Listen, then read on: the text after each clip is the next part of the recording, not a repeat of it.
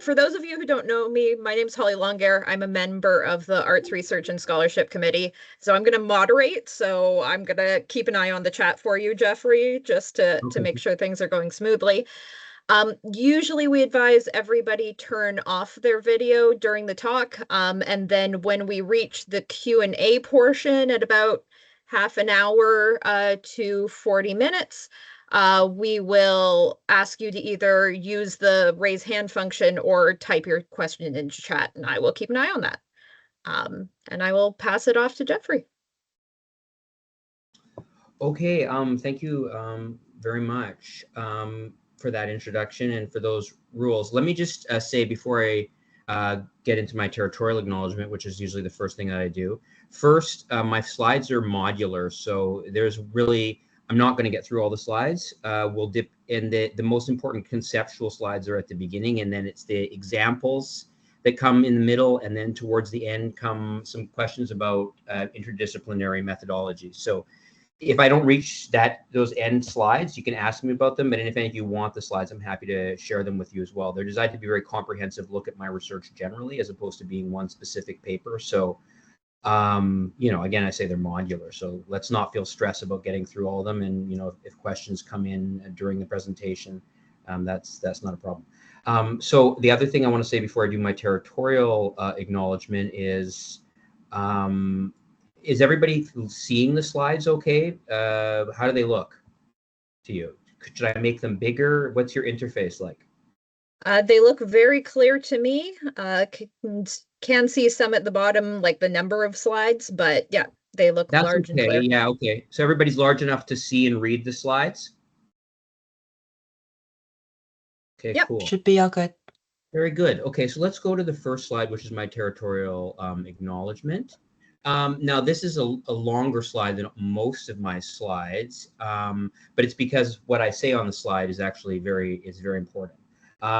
So first, I'll just say that, and I'm largely reading the slides, but I'll maybe comment a little bit before I move into my presentation.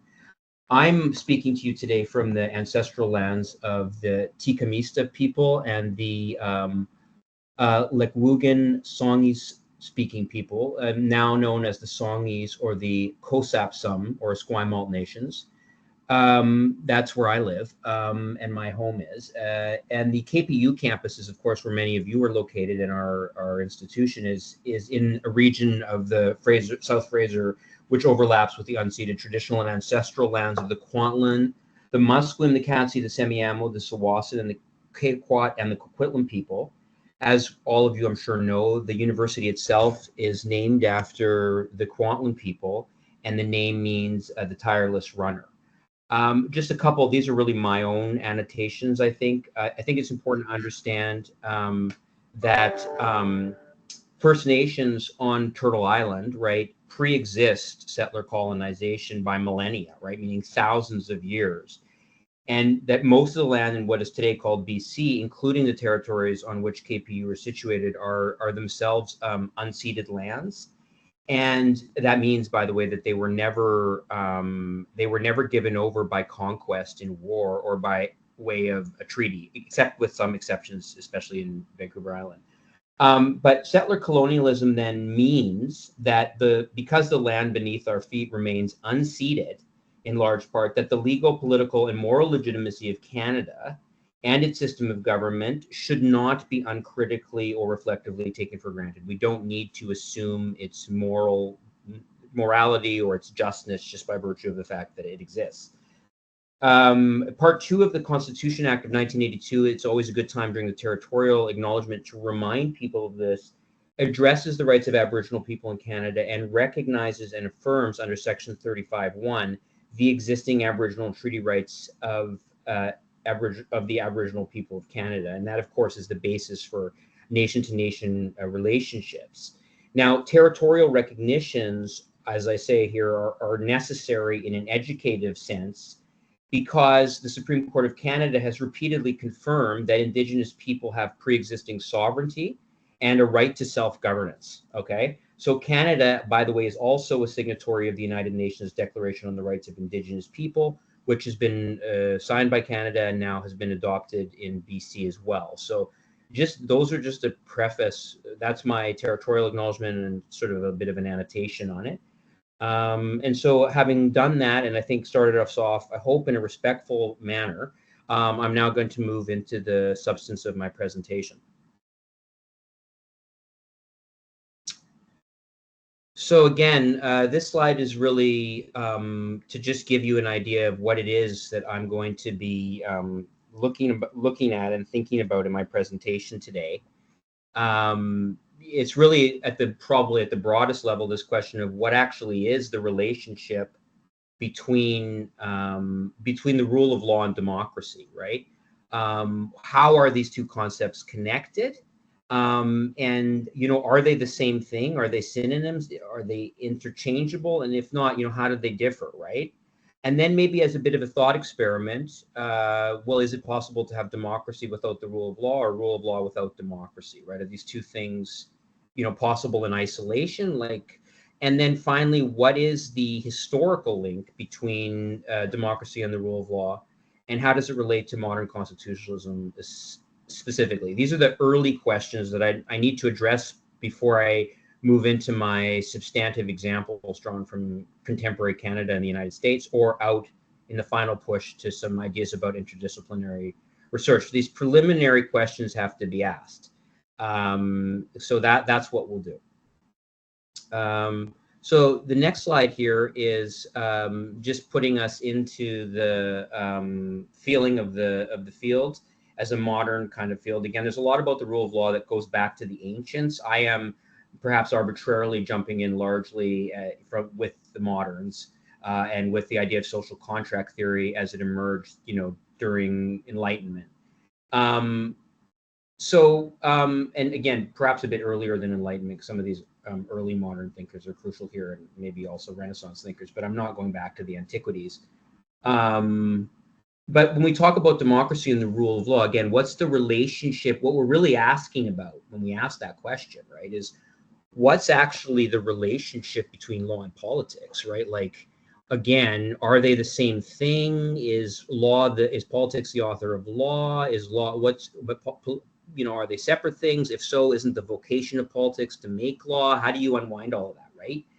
And so then, again, specifically the iteration that I'm the most curious about is this relationship between the rule of law and democracy. What is the relationship? Obviously, there's a very significant one, and I believe they're not the same thing, and I'm going to explain to you how.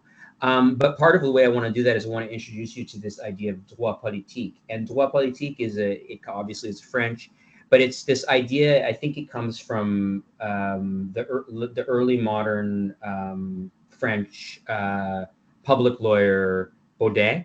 It's this idea, and I learned about it through my own in my master's through a seminar I took with Martin Laughlin, who talks a lot about it. For him, I mean, there's a lot of different aspects of what the rule of law is, including all kinds of administrative meanings. It has all kinds of different meanings, but one of them, which I'm trying to focus a little bit on today in our discussion, is this idea of droit politique, which means the law of politics. And so how and to what extent are politics themselves law governed, right? We know it's non-controversial, at least if you take a positivistic view of the law, that laws are made by politicians, in whatever kind of system we have. Maybe it's a monarch, or it could be even an authoritarian leader. But laws are made by politicians, and then they're applied. But the question of droit politique is how does law govern politics itself, right? So that's the road that we're heading down here,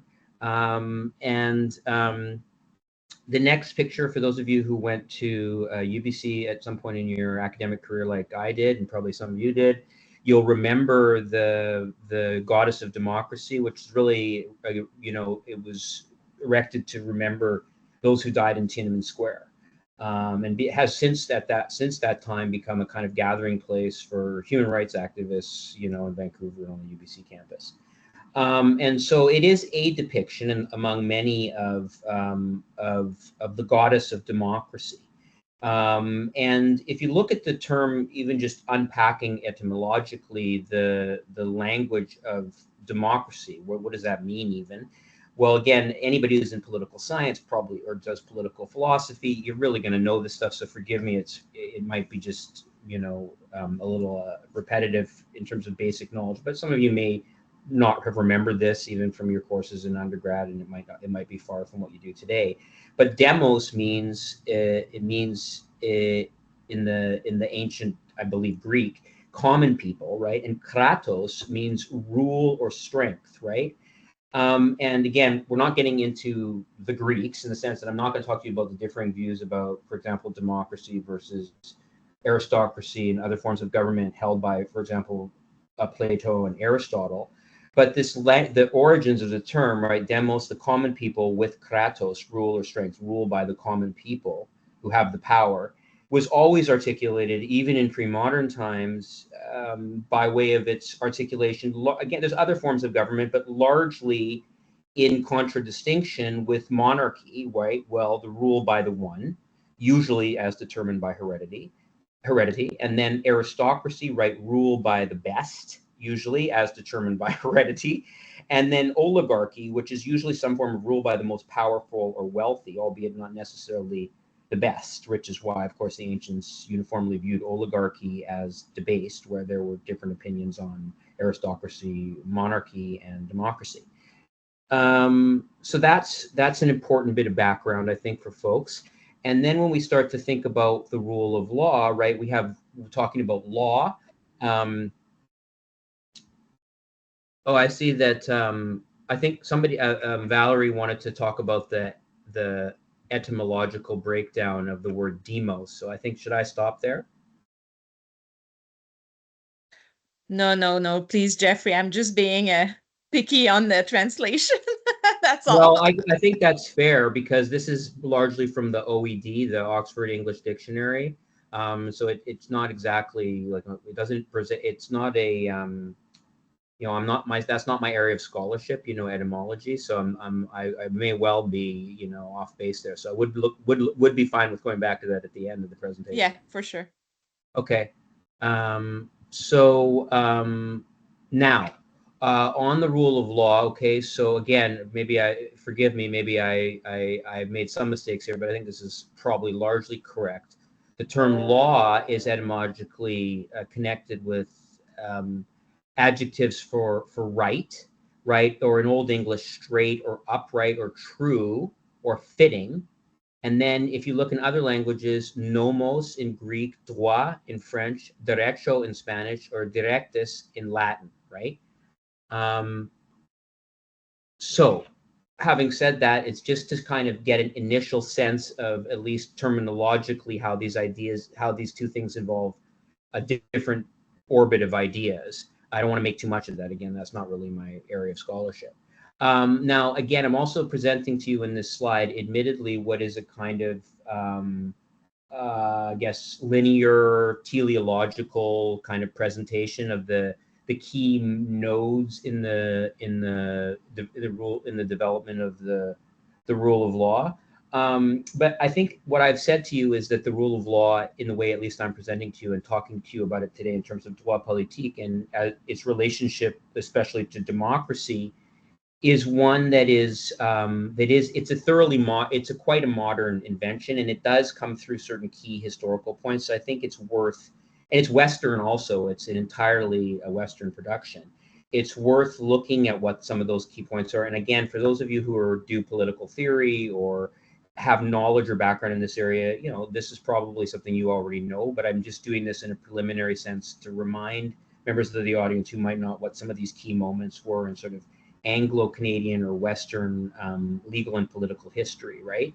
So you have Magna Carta, which of course occurs in 1215, and its main significance really is that the divine right of kings is for the first time, at least conceptually, subject to limits by the law, right? In a sense, it's almost like the first chink in the kind of absolute notion of sovereignty residing in hereditary monarchs.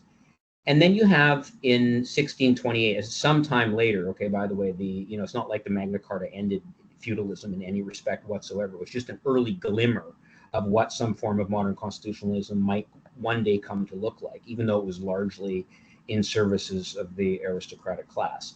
But then you come to the Petition of Right in 1628, which stands for the proposition basically that no one can be killed, imprisoned, or fined without just cause, right? All of a sudden placing a legal limit on the ability of the state to act. And then perhaps most famously, at least for lawyers, you have the writ of habeas corpus in 1670, whereby the state is restrained from arresting, detaining, or effectively disappearing someone without a legal reason, which is explained to a judge forthwith, as it were, right?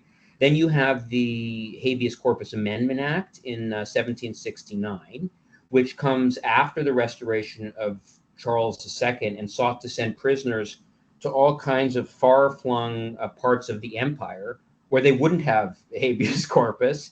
And basically what the act did was it prevented this in practice. And some of you will remember during the time of the so-called War on Terror, part of America's sort of extra legality was that it was sending, people captured on the field of battle and whom they described as non-combatants to sort of places that were like black holes in the international legal system, right? Or places where the Geneva Convention wouldn't apply, they wouldn't be subject to judicial oversight. Well, this is kind of like what was happening then, and the Habeas Corpus Amendment Act closed that loop. The Bill of Rights, 1689, that sets out the basic civil rights, including the right to elect parliament, right, albeit by a very small electorate, hardly, universal suffrage, but also governing secession of the crown. So somehow another also placing a bit of a legal limit even on the operation of the crown. Then you get in 1707, you get the abolition of torture. And that's associated with a sort of cruel and inhumane treatment of the sort associated with the Star Chamber, not the Michael Douglas movie, which, by the way, is a good movie, but the original Star Chamber and other forms of medieval punishment, which ended, but at the time, of course, the widespread use of the death penalty continued for centuries. But these sort of forms of arbitrary torture, you throw a guy in a tank full of snakes, and if he makes it out, he's innocent. That kind of stuff was done, at least in relative to the confines of England, as it were, and those small tranche of individuals who enjoyed rights. Now, the U.S. Declaration of Independence comes in 1786. It's the next node on here, and it ends effectively the legislative omnipotence, if you will, theoretically enjoyed by the Crown in Parliament. And Tom Paine famously said, "In America, the law is king," right around that time, right? Then you have the French Declaration of the Rights of Men and Citizens in 1789. Which asserts that all men are born free and equal, and it's influenced by and expanded on in the U.S. Declaration of Independence. You then get the American Bill of Rights, right, which expands on the British Bill of Rights, but goes well beyond in the First Amendment in terms of free expression and religious freedom. And then it has this insertion, which becomes obviously uniquely American, permitting a well-regulated militia, but other things like rights against unreasonable search and seizure, rights to due process, Article 4 and 5. And although there are sort of important amendments made in the U.S. Constitution in subsequent centuries, these provisions remain the heartland of the U.S. Constitution.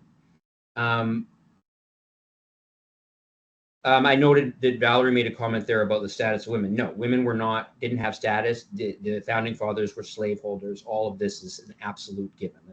The development of the rule of law was full of, it's still defective. So it was defective even in its highest moments of iteration. Yeah, I take that as a given. Then you have, yes, the rule of law is both a Western white supremacist and masculinist theory of the good, based on all kinds of forms of hierarchy, which are adhered to, kind of, all that. Yeah, your interruptions are welcome, and I perhaps needed to say those things. So yeah, they're welcome. Okay, so the British North America Act of 1867, inserting a little context here, is an act of the British or Imperial Colonial Parliament, right? It establishes the Dominion of Canada. And what's very interesting here, this is maybe where you can perk up if you've been falling asleep a little bit or you know all this. What's quite interesting about Canada is what it does is it establishes Canada as a dominion, and it gives Canada in the British North America Act in section 91 and 92 a federal architecture.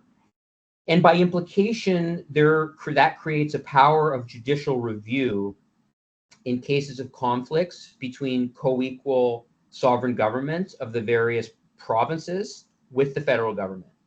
And that actually begins a kind of long break from the unitary form of government and parliamentary form of sovereignty characteristic of the UK, which has had a more fraught relationship with judicial review than has the United States. Okay, so that's just the parliamentary supremacy is arguably exchanged for constitutional supremacy only in 1982.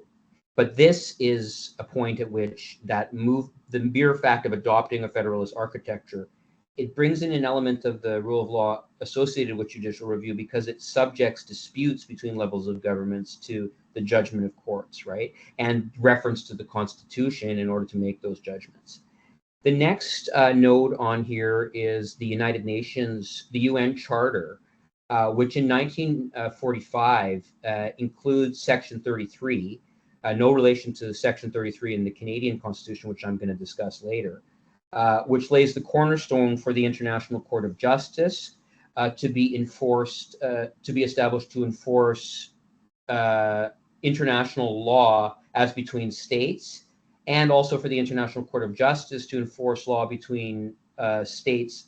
They create the International Court of Justice to enforce law between states, and the International Criminal Court to enforce it against non-state actors. So again, now developing at the level of the international law at a supranational level, some kind of rule of law apparatus associated with judicial review to ensure compliance by political actors, even state actors. Again, enforceability aside, that was that moment in history.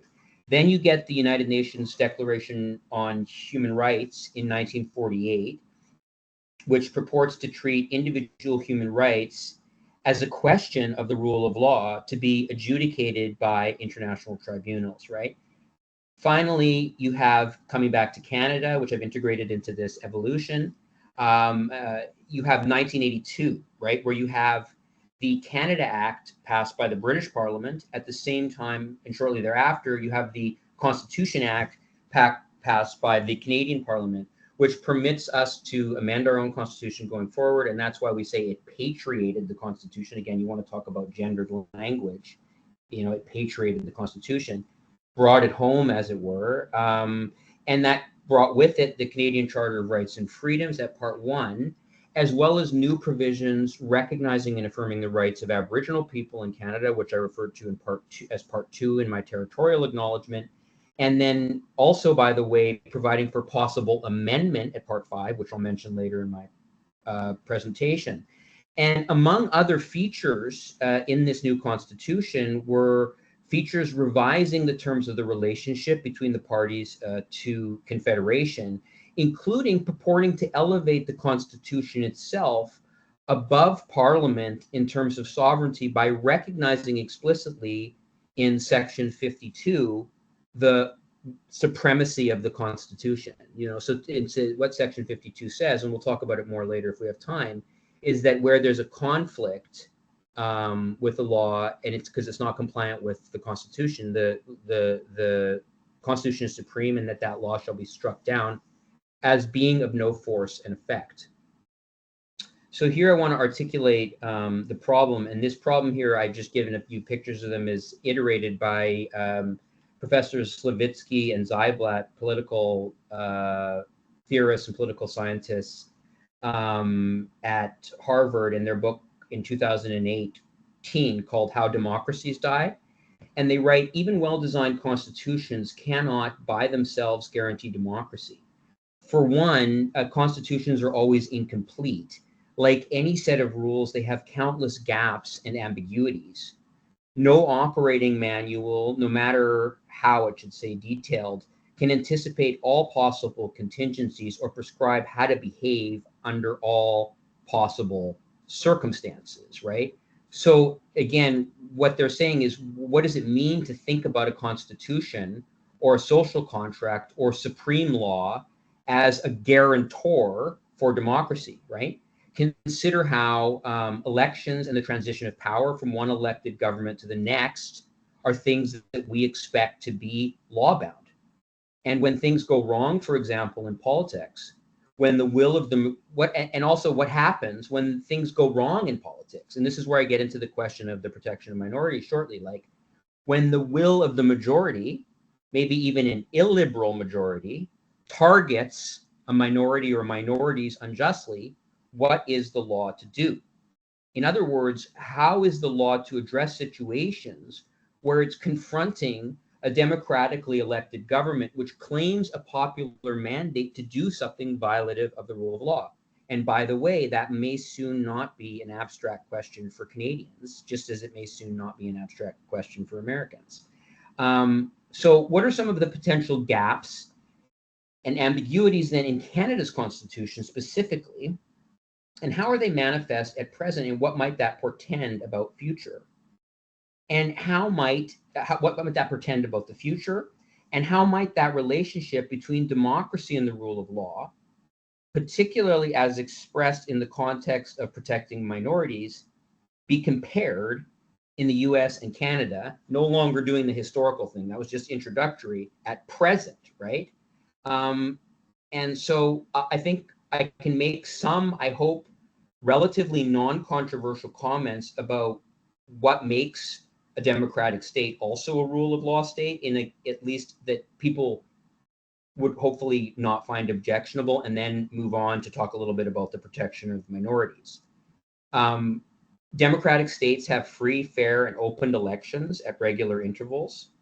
Okay, droit politique, that's the rule of politics. The rule of law also states that also subjects politics, as I've just said, to judicial review.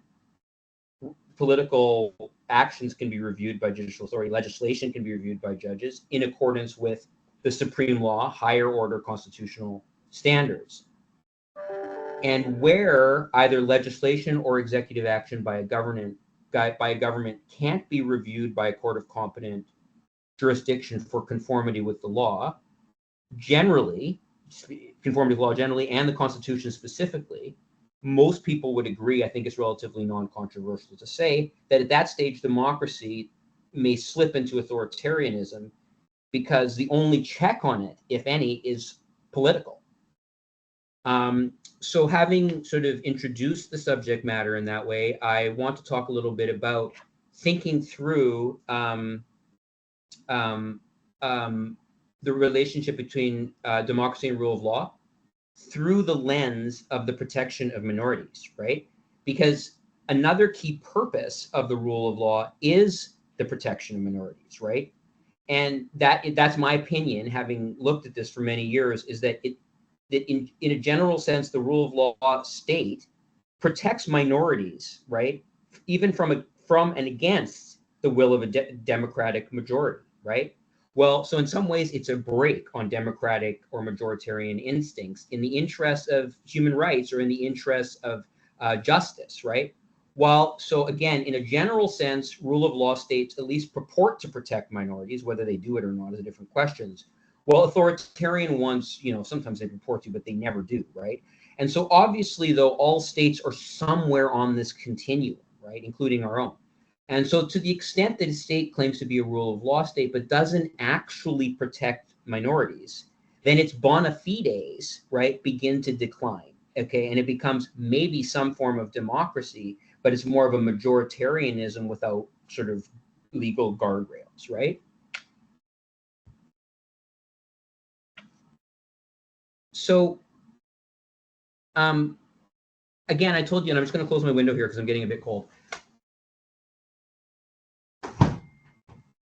And maybe actually, since I just stood up to do that, now would be a good time before, I don't want to just rush through my slides, as I said, and they are quite modular. So I am happy to pause here for a moment and take any questions that folks may have that are burning or that they want to otherwise interject. So let me just check in.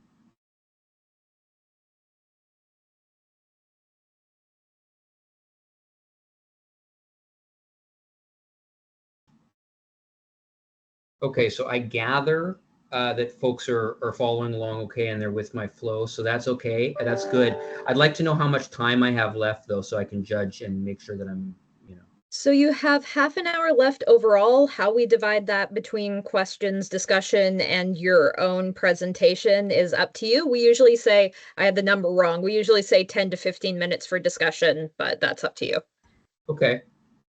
Can I ask you to stop me at around 15 minutes, so check in, just in case I Yep, get rolling and forget? for sure. Happy to. Okay. Okay, so this slide here is really just saying, look, here we ask, okay, right? I promised you I'd do this. So, can you have the rule of law without democracy or vice versa, right? It's kind of an interesting thought experiment, and the more you learn and think about it, actually, the more you realize it's actually it's a real thing. Look, democracy, absent the rule of law, would mean only that an elected majority enjoys the benefit of the social contract to the exclusion of the minority in the event of conflict, because there would be no way to enforce any other deal, right? But to be defensible or rational, a social contract requires the rule of law to protect minorities as much as it requires democracy to legitimate sovereignty, right? However, both are difficult, if not impossible, to actually balance scientifically, right? That's part of the art of governance. And in some cases where it goes wrong, it's part of the art of judicial review. Now, many countries around the world hold democratic elections, which are relatively free and fair, but nevertheless mistreat minority groups, either by ignoring their protection in the Constitution or by unilaterally revising the Constitution to avoid responsibilities toward these vulnerable minorities. And to some extent, all countries, again, including our own, are guilty of this. All is a matter of degree and sophistication. In many jurisdictions, the courts, by the way, will enforce your contract if you want to do business. So there is rule of law in that sense. But if you're arrested for committing political crimes, you may not have a right of habeas corpus or a right to a fair trial. Okay, personally, I take a thick or substantive view of the rule of law in which basic human and political rights must be guaranteed to all, including minorities. Contra a thin or procedural view of the rule of law, which some scholars take, where you say, well, basically, as long as everybody's treated equally in the formal sense, it doesn't matter about outcomes. So again, my research in this presentation isn't about these issues, but these are important pieces, I think, of background. Let's get to slide 11 here. Now, the conjoiner of democracy and the rule of law, however, insists on the supremacy of the social contract or constitution, and by extension, the rule of law, over any act by the executive or legislative branches of government, okay? Again, I said before, in Canada, this is known as constitutional supremacy by way of Section 52 of the Constitution.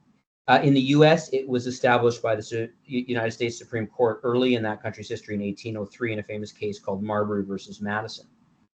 But the rule of law is in this way necessary to prevent overzealous democratic majorities from slipping into a form of mob rule or authoritarianism, right? It is a way in particular of placing guardrails on sovereign power, or especially the power of the executive, which may be inclined to act in excess of its legal powers, especially where it regards itself as having democratic license to do so, a popular mandate, as it were. Remember, democracy privileges the will of the electoral majority as a matter of sheer numbers, while the rule of law acts as a fundamental restraint on the excesses of popular majorities, particularly where they tend towards illiberalism. Democracy, then, and the rule of law are not synonymous concepts, nor should they be used interchangeably. However, we are rightly accustomed to thinking about the two concepts in close relation and unaccustomed to disambiguating them. But I'm doing so here in order to understand their relationship and sometimes the tensions between them. A social contract or constitutional order guarantees the protection of minorities, even against a popular or legitimate electoral majority in a constitutional or rule of law democracy. In effect, there are supposed to be certain lines which cannot be crossed even with legitimate democratically elected majority governments. Where populist democracy slides into authoritarianism, it may be in part because the restraint provided by the rule of law and the concept of judicial review in particular can be dramatically undermined by unscrupulous or illiberal political actors. However, political theorists like Levitsky and Zyblatt can be demonstrably justified where they argue, as many do, that these tendencies require myriad institutional defects and oversights in the constitutional order itself before they can be expressed. In the next part of the paper, I will explain the role of the rule of law in Canada's constitutional order and argue that recent setbacks in the rule of law in the US contain certain important warnings for Canada. Time permitting, and it may not, I admit that, I will also consider some interdisciplinary resources which might be called upon to theorize and explain aspects of the contemporary situation from both sibling disciplines and more distantly related fields, an inquiry that I frame via the common or interdisciplinary language of theory itself, right? But it may be that we only have time to talk about the Canadian context, which would be just fine with me. And that will also demonstrate for you to some degree what I mean by the protection of minorities and its relationship to the rule of law and democracy. So let's move on to our own country and ask the question, as I do here, what's going on at home? And so again, forgive me for those of you who teach Canadian history, Canadian studies, legal studies of any sort, political theory, you probably already know this, and I apologize to you. But for some of you, you might not, or you might not remember it. So that's why I have it here. Very important historical judgment at the Supreme Court of Canada was the judgment that the court rendered in connection with the possible secession of Quebec. Now, I'm going to do a tight square parentheses here because this is another area of research and expertise that I have that you might find interesting. But it's not really part of the presentation. But Canada is quite unique among countries in the world. It's not the only one, but there are not many which have what's called a reference power, where Parliament can send to Supreme Court of Canada or a provincial legislature to the Provincial Court of Appeal a sort of speculative question of law, usually on a constitutional matter, about a draft piece of legislation to determine how they can go ahead without violating the Constitution or how to best proceed. And so whenever you see a decision of the Supreme Court of Canada that's called a reference case, that's what it's referring to.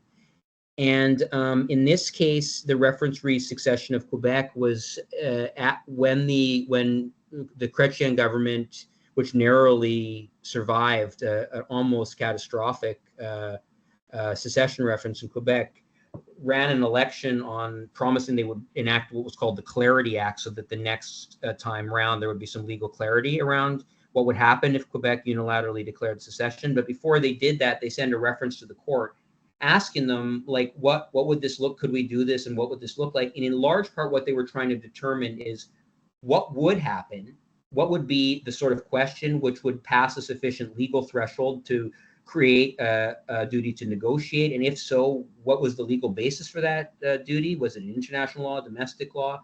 And then what would be the principles underlying any negotiations?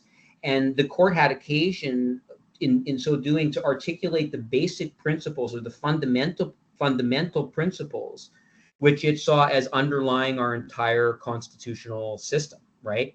And it described them as follows: federalism, which I mentioned already, democracy, which we're talking about today, and then it used the terms constitutionalism and the rule of law interchangeably, as though they were the same thing. And I mean, they are very closely related. I'm not sure if they're the same thing. And finally, the protection of minorities, right? So we're talking about four unwritten principles that lie at the heart of the Constitution itself, as the Supreme Court of Canada has articulated it.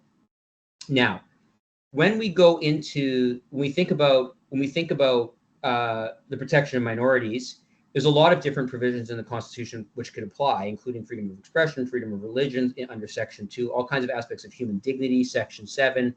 But we typically, our mind turns immediately to Section 15, which is about equality. But I just want to mention a few things here up on the slide so we can, and again, once I complete this section on Canada, it's modular. We can probably stop there for some questions, but I do want to get through this this content before we stop.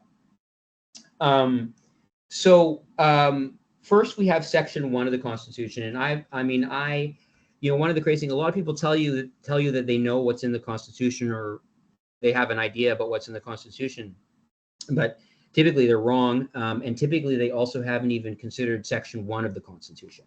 So, and there's nothing quite akin to this in the United States Constitution. The US Constitution has built certain forms of proportionality analysis into its Constitution, but they've been articulated by judges. They haven't been built into the Constitution itself. I mean, and part of the reason for that is because Canada's Constitution, you know, drafted in the late 70s, early 80s, had the benefit of kind of some of that experience. And so what Section 1 says is, it says the Canadian Charter of Rights and Freedoms guarantees the rights and freedoms set out in it, subject only to such reasonable limits prescribed by law as can be demonstrably justified in a free and democratic society, right? So what that's saying is that there's a proportionality, so that it in fact tells you immediately, actually, yes, people's constitutional rights that I'm about to tell you, that they're Section 1, before listing all the charter rights, right? It tells you these rights are actually subject to limits. And the limits that they're subject to are reasonable limits, which are prescribed by law. Okay, so that means over time, the court has to come up with a system for determining what are reasonable limits. And it has come up with quite a system called the Oakes test, which anybody who goes to law school knows about, which sort of tries to determine whether the reasonableness of any limits which the law places on someone's charter rights. And they have to show that they're reasonable, and they also have to show that they can be demonstrably, that they're prescribed by law, meaning that they're at least created by law. That's usually not very controversial, but from a rule of law perspective, it's important. And that they can be demonstrably justified in a free and democratic society, meaning you can make a good argument for why you would need these curtailments of rights in a broader sense in a free and democratic society, right? And just to go right to the heart of it before moving on, in a quite plain sense, one of the reasons that people who said my charter rights are violated by having to take a COVID-19 vaccine or losing my job, or my charter rights are violated by being required to wear a mask in a public place, the reason those people are just laughably wrong, like it's not a serious claim, is because of Section 1, right? It may well be that you could identify some place in the charter where your right was violated by taking a vaccine, your Section 7 rights, maybe your religious beliefs, if you can demonstrate that. But when you counterweigh that against a global pandemic, which has killed millions of people and is inhaled through, is easily transmitted through respiration, then the countervailing needs of everyone else go against your individual rights, right? And so that's why everything is proportionate, right? And that's as it should be. Again, as I say, any constitutional system has to deal with the problem that sometimes an individual's rights are contravened by the greater good. There has to be, even in the protection of minority rights, there has to be some balancing which is available. Then you have Section 15.1 on equality, which says every individual is equal before and under the law. 15 minutes left. Okay, I'll get through Canada and then I'll stop. And Section 15.1 says every individual is equal before and under the law and has the right to equal protection and equal benefit of the law without discrimination, and in particular without discrimination based on race, national, ethnic origin, color, religion, sex, age, or mental and physical disability. The courts have added to that list over time because that list is obviously a list that made sense in 1982 and doesn't necessarily, it's not exhaustive. Now, Section 15.2 is one that Canadians have no idea about, and it's very important to understand because it also strikes right at the heart of a common piece of legal mis and disinformation.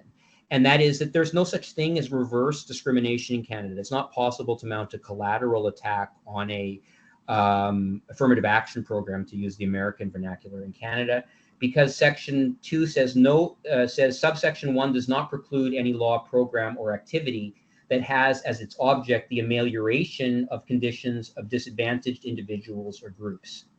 Finally, Section 33, the notwithstanding clause.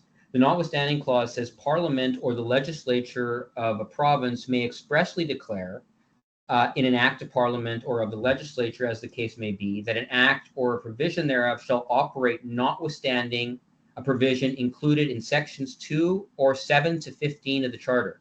So what this is saying is all of these provisions in the Charter and many others, or these specific provisions, including the heartland of key and fundamental liberties, can be suspended as long as Parliament is explicit about doing it, or a provincial legislature is explicit about doing it. Here is Section 52(1) on the supremacy of the Constitution. I mentioned that before, and I talked about its historical importance. So let's talk more about Section 33.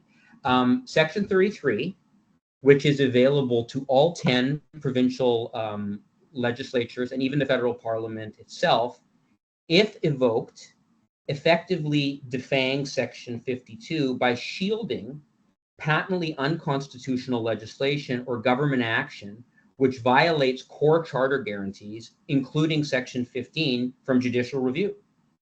Up until recently, there was a taboo in Canada's political culture against the usage of Section 33 outside of Quebec and on language issues in particular.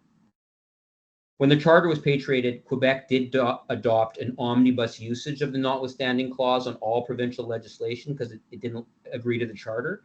But after 5 years elapsed, it started to use it on a case-by-case analysis.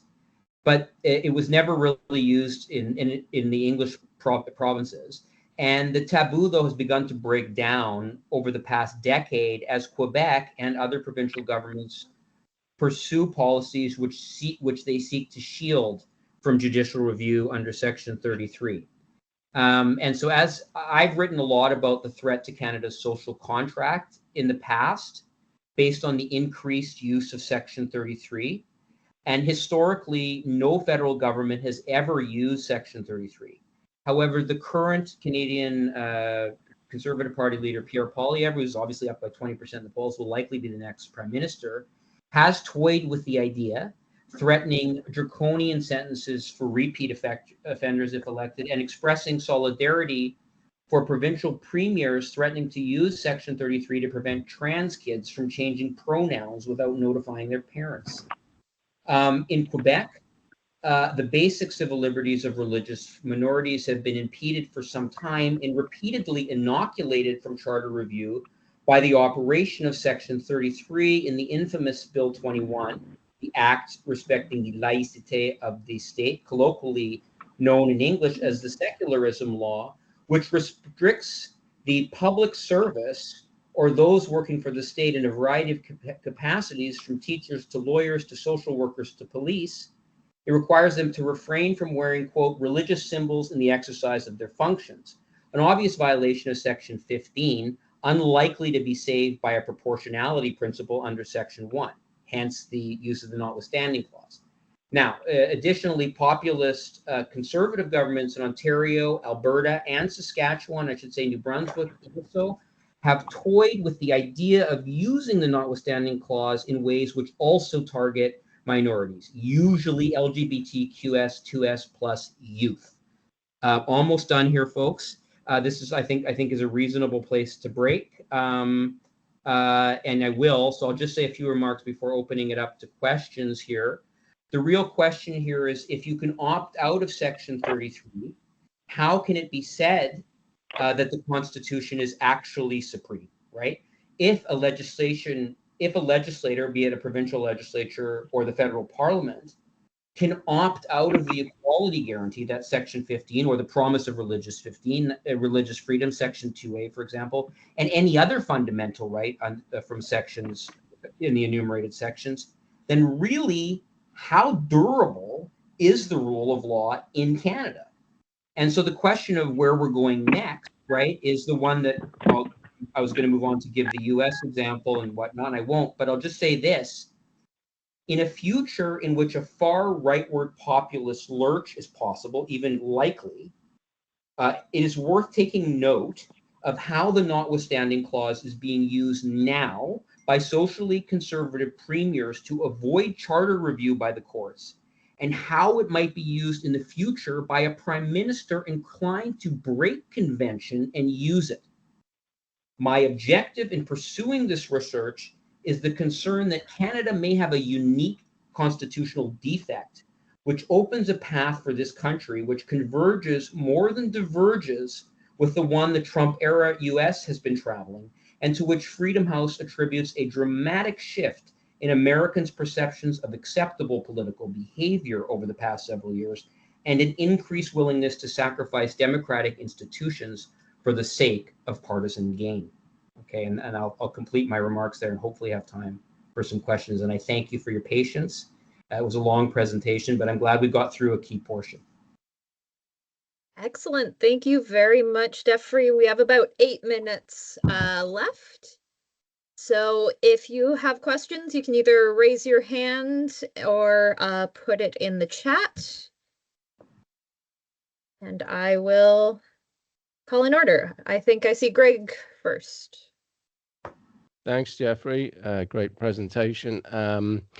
On this issue of Section 33, yeah, it seems like the self-defeat clause that's built in, right? So there's not a lot of case law on Section 33, though, I guess for obvious reasons, perhaps, in terms of how little it's actually been used. And like you say, it seems to be at odds with Section 52, arguably. I mean, I suppose you could argue that the supremacy of the Constitution includes this self-defeat clause, right? So it's not actually an inconsistency. But I guess the point I'm getting at is, do you think there's any chance that the courts may look at it, that the Supreme Court might eventually look at it and read in some limitations on its use? I mean, it seems pretty clear cut, right? I mean, it's right there. You just have to invoke it.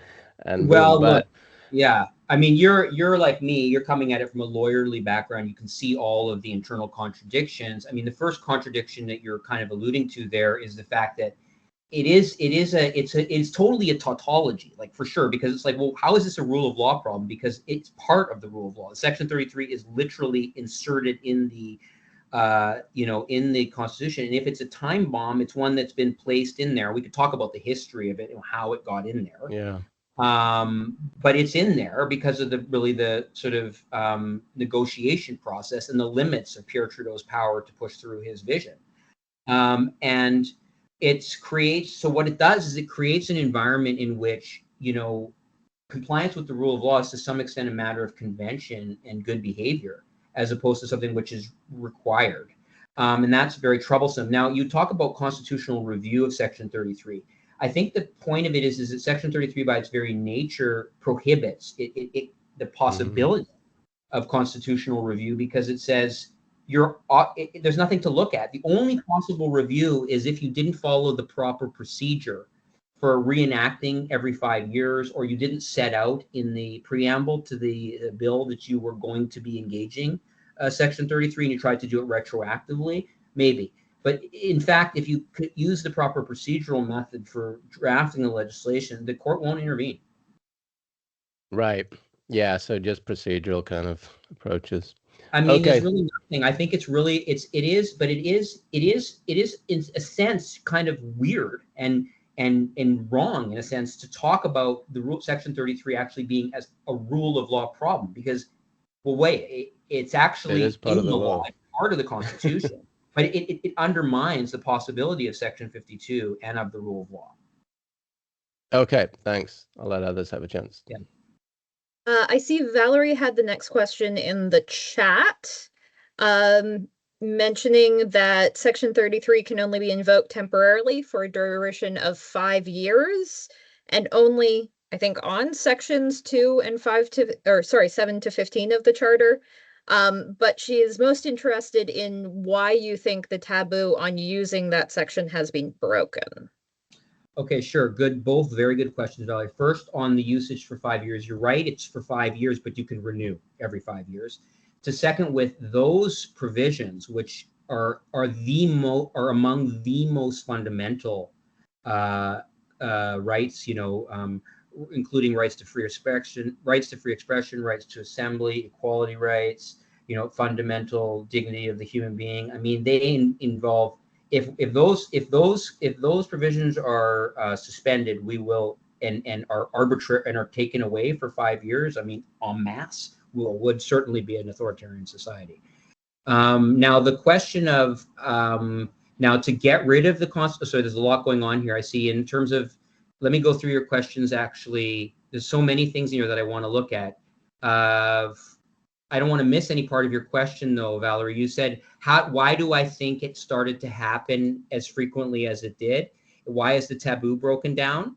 Yes, that's it. Yes, yeah, because I think it's really interesting because it, as you said, so far no federal government has used it. But it was very unpopular and very stigmatic. Like if you use this, when Quebec used the notwithstanding clause for language rights, it was seen as like a black sheep, right? And this was really taboo. But now, you have, the Ford government, the Ontario government, the Saskatchewan government. There's so many governments that are using this for various reasons, and we barely hear about it. Well, I've written a lot about it, Valerie. I've spent a huge amount of time thinking about this, and I believe that the reason for it is because we are as Canadians have always imagined themselves separate and apart from all the ugliness of American discourse. We'd imagine ourselves as not ideological, as it's all imagined. It's all imagined. The world over, Europe, South America, every continent, many countries are influenced by rising authoritarianism, illiberalism, and an extreme kind of forms of nationalist and right-wing discourse, and populism, and we're no exception. And this weakness exists in the Constitution, and it's been exploited by provincial premiers who represent a kind of illiberal authoritarian impulse in this country. And the current Conservative leader represents the same authoritarian and liberal impulse. And I fear that he will be willing to do this. I note that when Prime Minister Harper, before he came to office, there were a series of people who had him put pressure on him to sign a letter promising not to do this. I don't know if that would be effective again. I know we're running out of time, but I can also see in the chat that there are questions about how to get rid of Section 33. That's also something I've written about. It would require using Part 5 of the Constitution and amending the Constitution. It would be difficult. I have further slides on that question, but I'm trying to see if I can remember if I have any slides in here about that. But the bottom line on that is, unfortunately, the baby boom generation, their consensus politics in Canada was that you must not touch the Constitution, because we had a bad experience with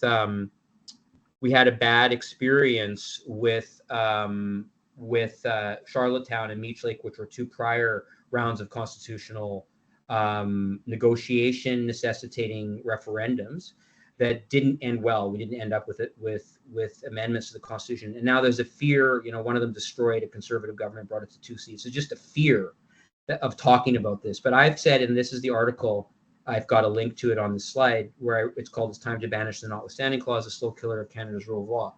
In that article, what I basically say is that young people should really slough off that nonsense. It's your Constitution. It should be amended, and people should place pressure on their provincial governments to move for amendment, and we should work across provinces to do things like absolutely seal this up, amend the Constitution. The next generation should absolutely do that. And would that mean reopening the Constitution and getting a better deal for Indigenous people? Yes.